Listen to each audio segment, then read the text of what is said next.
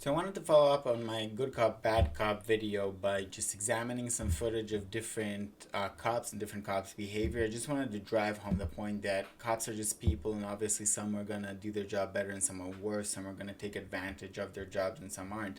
And I'm not a Christian. I do like the line, he was without sin, may he cast the first stone. So I think that's just something that's well for us to remember when we judge. Definitely when we try to judge like a whole huge group. If you're protesting prejudice and people judging whole groups according to their experiences or opinions regarding individuals, then I think it would be wise to hold yourself up to the same account. Anyway, I want to hop on to the first video. What do you need my ID for, sir? Well, because you want to run your mouth to me. No, because you was looking at my license plate. That's for what? Exactly. For what? You don't have the right to run this. I got my rights You to don't have do the right anything to I run this want to place. do. I'm a police officer. Alright, so what we see here is a case where this cop stopped two black guys coming out of a store, and he asked for their driving license, and he asked them what for, because there didn't actually seem to be any reason for him pulling them over other than the fact that he was kind of eyeing them in the store, and he followed them out when they left, and he was running their plate, and they wanted to ask him, why are you running our plate? Did we do anything wrong? And then he started he asked for their ID, and they didn't flat out refuse. They just inquired, why do you want our ID? What are we suspected of? And he didn't actually have any answer, because it doesn't really seem that he actually had any clear suspicion. He just found them suspicious, or he just wanted to give them a hard time because they were black. I don't know. He didn't have a legit reason to ask them for the license, and they stood the ground, and he got more and more antagonized. And I think these guys did a good job holding their cool. This cop is obviously not doing his job right. He later, by the way, got fired after they filed a complaint, and I think justly so. And I also thought it was way, way, way off. Like what he said to them, I think, was a good indication of everything that's wrong in the behavior of this cop. I can do whatever I want. I have my right to do whatever I want. I'm a cop. So obviously, as a cop, you don't have the right to do whatever you want. You are a public servant. You do have a certain amount of power given to you by society in order to safeguard society and uphold its laws, but it doesn't make you above the law. You're serving the law, and you have certain tools to do so, but you're definitely not above the law. And I think it's very good that this guy got fired, and I think it's good to have these discussions. I'm not refusing anything. I just want to know. First of all, Your driver's license. First of all, you had to suspect him of a crime to ask for his identity. You didn't do that. You don't know the Yeah, law. yeah, I do know the law. No, you don't know the law. Once you Get look your me, driver's license out and make this easy. So again, there's this stupid argument. Basically, he's trying to pressure them to give them their driver's license, and he claims that they don't know the law. I don't think it's something even worth getting into as a cop. I'm not a cop, but I wouldn't have gotten into that argument. Their request is legit. He should be able to present reasonable suspicion, which would lead to him asking for their driver's license. I think it's interesting also how he tries to pressure them into just complying. I think looking at the video, it's at this point just an ego battle. Like, he wants to swing his weight around. He wants to check their ID. He wants to make them give him his ID. He's offended that they won't just comply, even though they don't have to comply in this case. So he's just make it easy for themselves, and they don't want to in this condition. I think good on them. I think it's they're well within their rights to exercise their rights, and he's wrong in trying to force or coerce them to do something that they don't actually have to do. you have to suspect him of doing something. Suspicious behavior. These guys were inside there. They got a bunch of stuff, and then they ran their mouth to me as they were leaving to try to make sure I didn't get their license plate. And then he didn't want to show me ID.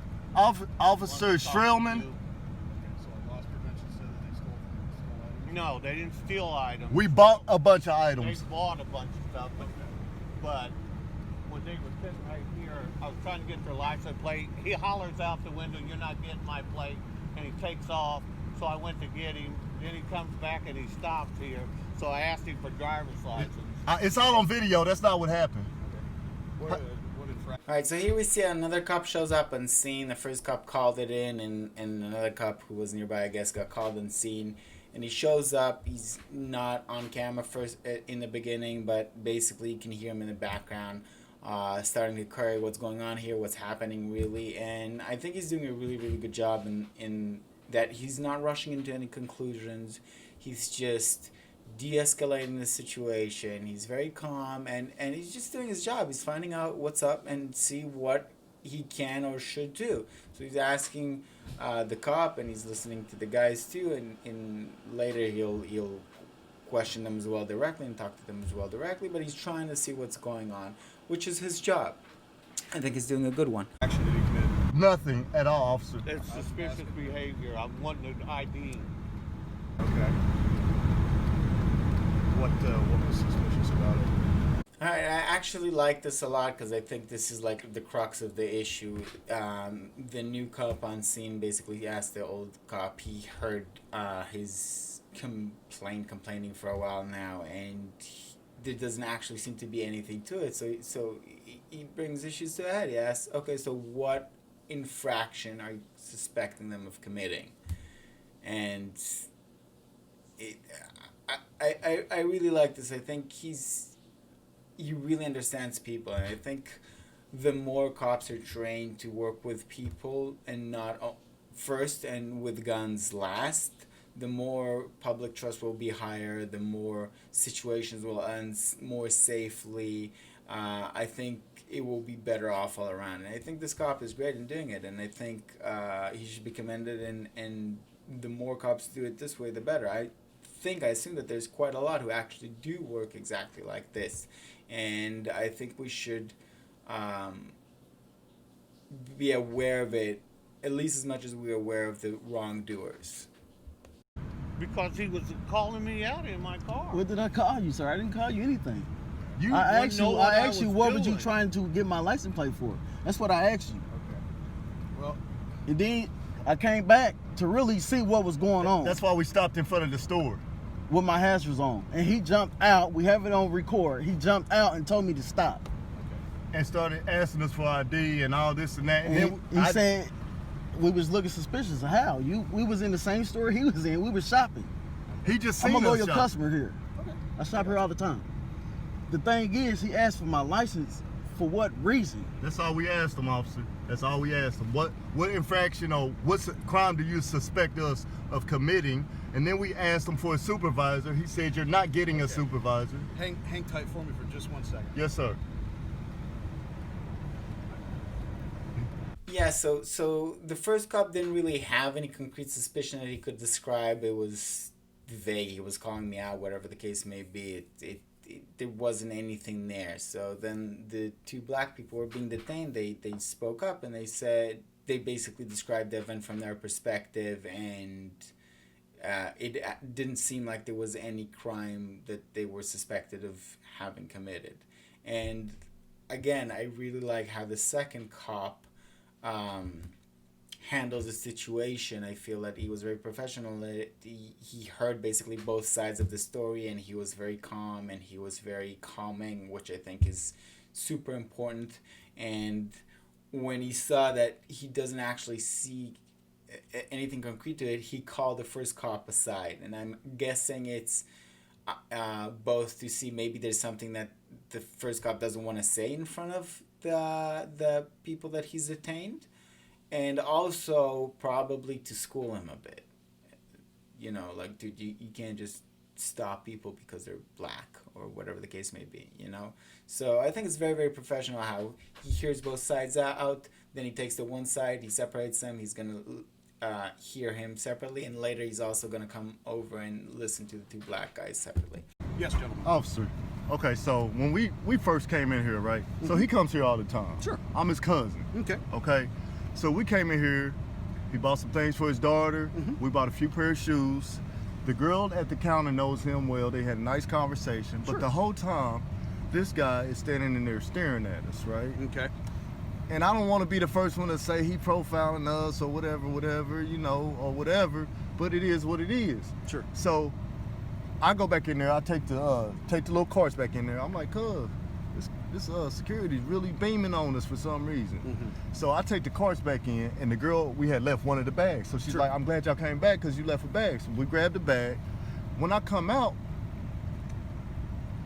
we fire up a cigarette, we blowing everything up, and this dude is just staring at us. Then he pulls his notebook out. Mm-hmm. Mind you, he was in the store the whole time until we came out. Okay. So when we first got here, he had pulled up beside us. So we basically got here at the same time. Mm-hmm. So when we come out, he comes out, Sure. gets in his car, right? So once he gets in his car, I'm like, it's obvious that, I said, cuz he's probably gonna try to run your plate. Mm-hmm. We ain't worried about him running the plate. But Yeah. the point is, ain't nobody dumb, man. You gotta have some type of reason for running the plate. You're Not necessarily. We can run plates for any reason or no Okay, reason okay, at we'll all. say- we'll say what he this. does have to have is he have to have what's called reasonable suspicion in order to make a stop on That's- you. He has to and- have some sort of reasonable suspicion that a crime has been committed. Correct. And at that point, you know, that's why I asked him And that's, what suspicion that's, do you have to that- stop him. And I heard you Okay. asking him that. And my thing was, you just seen us buying these items, and that's why when he was explaining to you, you was like, well, loss prevention said they stole some stuff? Right. No, that's not what happened. You just seen us buy this stuff, load it in our car. What is making us suspicious? Then he said, I don't know. then he So said, That's why I asked Is him it- that question. When we asked him to identify himself, is he supposed to identify himself? we just asked him his name. What's your name, officer? He was like, I don't gotta tell you my name and blah, blah, blah. Well, can we Well, see your supervisor? He's supposed to identify himself as a law enforcement officer. So I Right. mean, he could say, I'm with Marion County Sheriff's Department. Okay. Yeah. And then he said something about he's off duty, something. Yeah. I said, cuz he can't even, cause does he have the power to even pull people over on the street? We're still in If he's a Marion County Sheriff's deputy, then yeah. Okay, that's cool, but we're still in the If somebody's parking committed a traffic infraction, yeah. We're still in the parking lot, man. Yeah. And I mean, he you was can still commit traffic infractions in a parking lot, but the question is what infraction was committed to justify a stop. As far as I'm concerned, there was no traffic infraction, It so wasn't. there's no reason to stop the vehicle. So, can you give us his name? I don't know his name. He won't give us the name. Okay. So well, we want to file a complaint. okay. and I know he's Lawrence, and that's what I was like. I know y'all ain't got time for this foolishness. Is he Lawrence or is he? I don't He even said know. Lawrence search on, says. yeah, it said Lawrence Township, Okay. something. So that'll be something that you'll have to take up We'll- with the we'll get Lawrence, with them. the Lawrence Sheriff's Department. Yeah. If that's the case, because honestly, I don't know who he is. I've never seen him before. He was I- aggressive too, man. Like he was just like when you was talking to him, you see how he was stumbling. He couldn't really explain why we're suspicious. Sure. Why are we suspicious? So how can we get his information? Because he won't give it to us. we can get it from the store, maybe? I mean, you can. I don't know if you can get it from the store. You can call Lawrence And just Sheriff's ask them who Department, you say, had on this location. Who was working at the Nordstrom rack at this Yeah. time on this date? They might be able to give you that information. 'Cause we definitely If wanna you don't- file a if- complaint, If you don't man. get his name, you can at least give a description of him. If I you got wanna him on file a complaint, video. You can say this officer, he looked like this. He was driving an unmarked vehicle at this location, this date, this time. They might be able to figure that Look out. at the car they gave him. That's how much they care about him. It's Look rusted. at the car they give me. I got a hole in my fender about the size of my hand I can stick through from the rust going out there. That's a 2008 with 188,000 miles on it. Ooh. I call her barely faithful. Yeah. So- Well, we appreciate you being civil with us no and problem. trying to really figure out what really was going on. Because look, Well, the only way for me to figure out what's going on is ask questions. 'cause Right. I don't know what's going on right, until and I I know show up, so. y'all know I know IMPD. I know y'all got bigger and better things to do than come up here for some rogue security officer, man. But he just he made our experience so bad, man, and it was unnecessary. And he just. Okay. But we just wanted to explain it to you, you know, Sure. what was going on, Yep, because I I get know he couldn't really articulate what he was trying to say. Yeah, as far as I know, based upon what happened, I don't think either of us have any reasonable suspicion to believe Right. that there's a crime taking place. Right. It says there's no reason for a traffic stop at this point. Right. So there's no legal requirement for you to identify yourself to an officer at that Right, point. So right. if you don't want to give him ID, then you don't have to give him ID at that point. And we tried to be calm and talk to him I like get you. that, and he just, I don't have to tell you anything. He's leaning in the car, spitting all in the car. He's just, I don't Okay. know if he's having a bad day. His wife That left him. I don't know. Could be. I don't know, Your man. guess is as good as mine. But hey, man, I appreciate as far you, as I'm boss. concerned, you guys are good to go. All Yes, right, sir. take care. All All right, right. Appreciate it. Okay, so that was the last clip in out of that interaction after uh, talking to the first cop, questioning him, I don't know exactly what, it was off camera. He comes over to the two uh, detainees, and he basically he came over to tell them that they're free. But he also, and uh, I think this is worth noting, he took the time to hear them out. They had things that they weren't sure of. They weren't exactly 100% on as far as the law, and they wanted to ask him, and he clarified all of their queries. And he was just being human. He was just de-escalating the situation, just doing his job right. It was really beautiful to see. There was a little bit of joking going on back and forth, and he was super, super, super professional. They had questions about how they could figure out who that cop was so they could file a complaint. He didn't really know who he was, but he did send them in the right direction, basically. And I think this is a great video on a couple of levels, because it shows uh, the bad cop, it shows the good cop. And I think also something to note in this video is the detainees are good detainees. I mean, I don't know that we should necessarily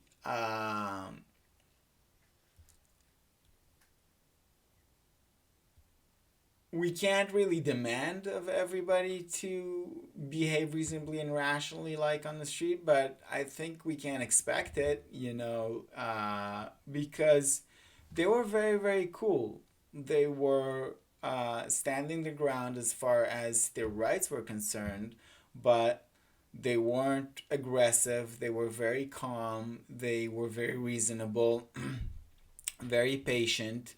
And I think that's important. And you could say, oh, they were scared, whatever the case may be. So of course they're going to be that way. But that's not necessarily the case. Many times you see people get detained, whether for good reason or bad reason, and they help escalate the situation. And they did the opposite. They were filming. They had the video, and that's good. And they were just very, very calm and firm about asserting their rights. And afterwards, they followed up with that sheriff's department, and he did get that cop fired, and for good reason. And people always like pointing their fingers at the other party, and definitely the first cop here was not doing his job right. But by the way that these guys handled it, then they helped get him fired, which was necessary, because obviously he was not doing his job right. So I think this speaks a lot to how civilians can improve policing in an actual positive way. I think the way they behaved in this situation was very, very positive and commendable. They filmed it, they followed up, they were very calm, they didn't escalate the situation, because if they had escalated the situation and it would have gotten out of hand, then maybe it would have been harder to unpack who was actually the wrongful party here. But it was very, very clear that it was the first cop. And I think this is just a great video all around. Look, in the end of the day, we're all humans. Some people behave better, some people worse. I think, again, the line between good and evil passes through every man's heart. We each have always the choice to act good or bad. And I think there's also redemption in having had acted bad, then we can improve our behavior in the future. But I think it's very, very important not to be childish in it and just like, oh, all cops are bad. Same way I think it's important to not be childish about it or racist and say, oh, all black people are bad either. We're all human. We all have the potential for good and evil. And I think more consideration, more understanding, patience would go a long, long way. That's it for now. Y'all be safe.